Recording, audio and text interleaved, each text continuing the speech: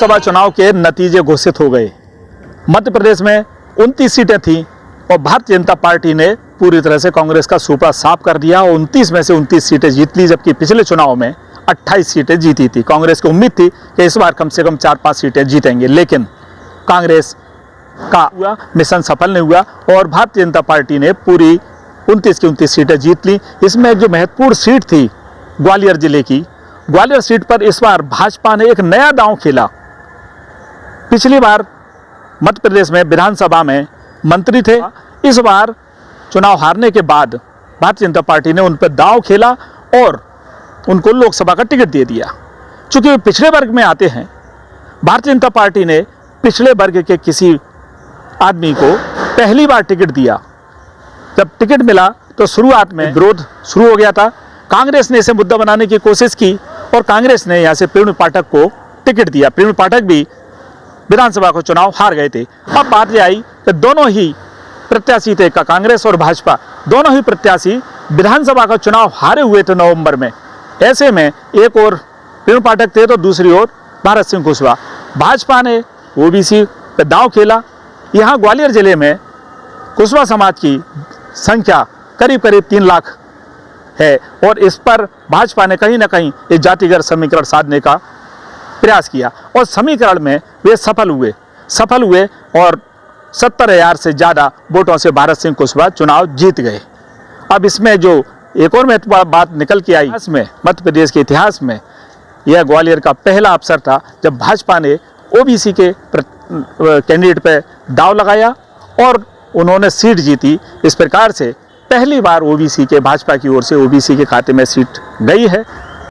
अब विधानसभा बार हम नतीजे देखें तो ग्वालियर लोकसभा में कुल 8 विधानसभा आती हैं। इसमें ग्वालियर ग्रामीण जो भारत सिंह कुशवाहा के निवास क्षेत्र की है, इसमें भारत सिंह कुशवाहा को मात्र 444 वोटों से जीत हासिल हुई है, जबकि सबसे बड़ी जीत करेरा विधानसभा से हुई है, जहां 32,258 मतों से भारत सिंह कुशवाहा को जीत हासिल हुई है।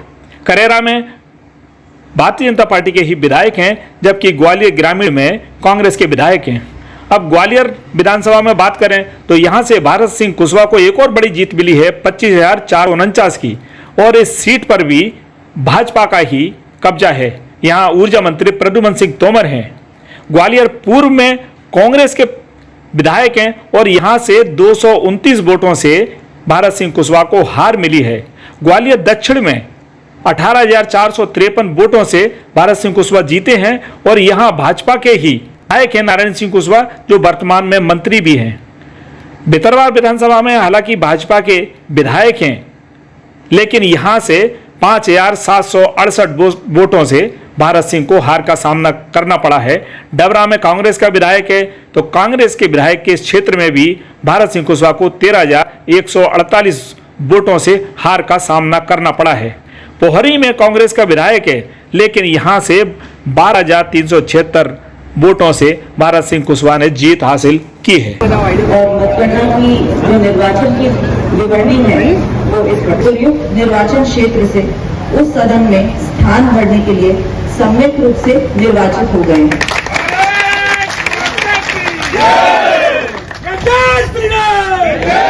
इसमें मध्य प्रदेश में 29 में से 29 भारतीय जनता पार्टी ने जीती हैं। कांग्रेस का पूरी तरह सूपड़ा साफ हो गया है। ग्वालियर में एक इतिहास रचा है।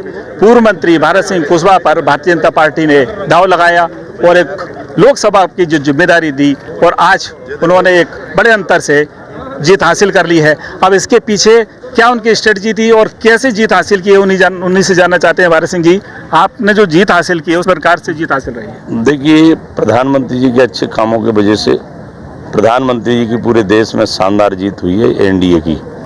ग्वालियर में भी भारतीय जनता पार्टी के कार्यकर्ताओं ने, संगठन ने जम के काम किया, परिश्रम किया और जनता ने भारतीय जनता पार्टी में विश्वास व्यक्त किया। इसलिए जनता का आशीर्वाद भारतीय जनता पार्टी को मिला है। मैं तो एक भारतीय जनता पार्टी का कार्यकर्ता हूं और इस कार्यकर्ता को आशीर्वाद जनता ने दिया है और कार्यकर्ताओं का जो परिश्रम रहा है, प्रधानमंत्री जी के जो काम रहे हैं, इसलिए ये विजयश्री मिली है। ये लाडली बहना योजना को भी कुछ लाभ मिला है इसमें?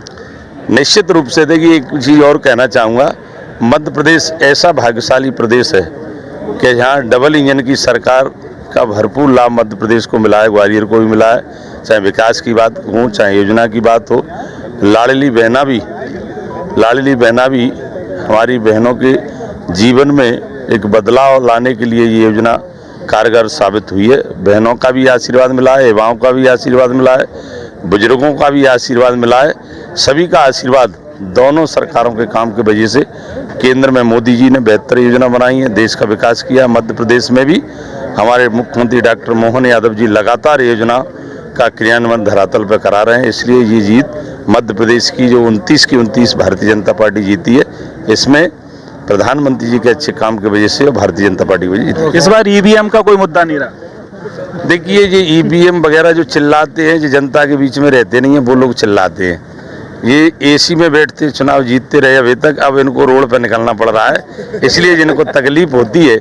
और भारतीय जनता पार्टी ने ये दिखा दिया है कि जनता का दिल तभी जीता जा सकता है तो जनता के बीच में रहोगे। भारतीय जनता पार्टी का कार्यकर्ता और नेतृत्व भी हमेशा जनता के संपर्क में रहते हैं, इसलिए आज 29 की 29 सीटें भारतीय जनता पार्टी जीती। 400 पार का जो नारा था वो देखिए, हमेशा बड़ा लक्ष्य जीवन में होना चाहिए और लक्ष्य के साथ साथ एनडीए की एक शानदार सरकार भारतीय जनता पार्टी की बनने जा रही है, प्रधानमंत्री जी के नेतृत्व में। तीसरी एक आखिरी सवाल ये है कि आपने चूंकि मंत्री भी रहे हैं और अपने क्षेत्र में काम भी किए हैं, अब एक बड़ा क्षेत्र मिल गया है आपको, तो क्या इसके कुछ विशेष प्लान आपके हैं? बड़ा क्षेत्र है तो देश की बड़ी सरकार भी है और राज्य की सरकार, दोनों सरकारों के सहयोग से बेहतर विकास ग्वालियर का करेंगे।